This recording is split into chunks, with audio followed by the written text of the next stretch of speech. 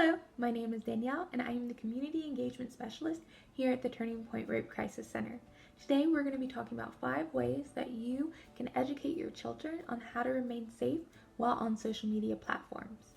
So, our first tip is by teaching them to protect their identity. And what do we mean by protect your identity? So with protecting your identity, you would not put your full name, your full legal name on any of your social media profiles.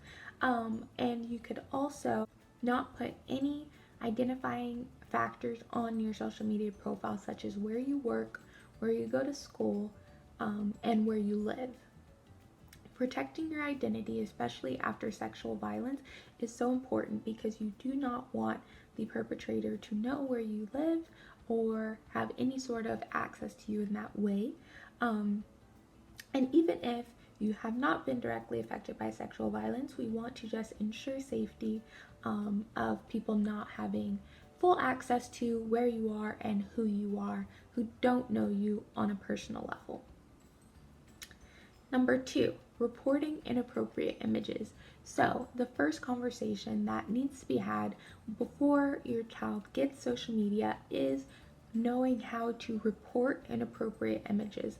There are people in this world who unfortunately do try to seek out young kids on social media platforms, and we want our children to be able to know how to report, not just delete, but report inappropriate photos being sent to them, because whenever something is reported, it puts a mark on that Instagram or social media profile, versus if you delete it, it's just deleted.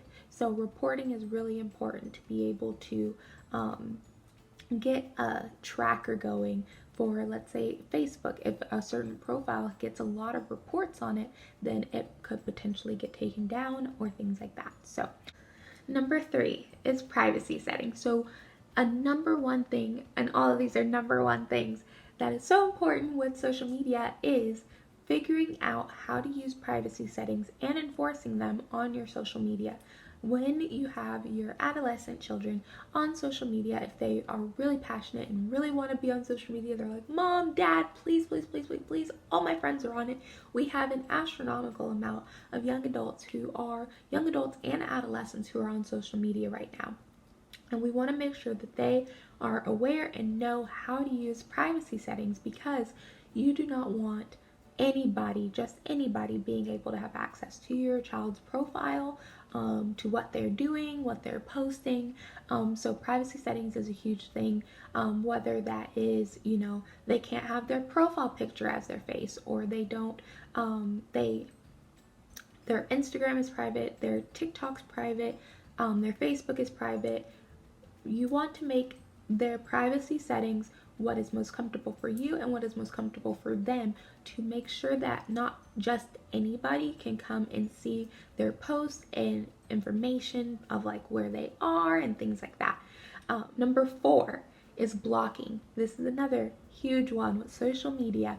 You want your adolescents to know how to block people on social media. And so going on social media, if somebody is harassing them, saying anything that is sexual harassment or just plain harassment, bullying, things like that, needs to be reported and blocked.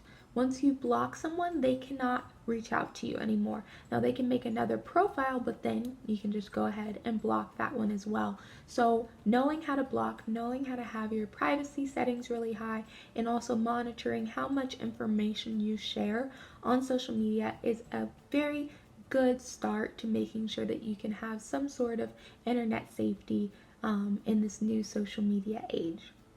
And then lastly is number 5, which is open communication. You want to have open communication with your kids if they're going to have social media, because you want them to feel comfortable enough to come and tell you if a message got sent to them that made them uncomfortable, or somebody said something or asked them for something, somebody asked them to meet them somewhere.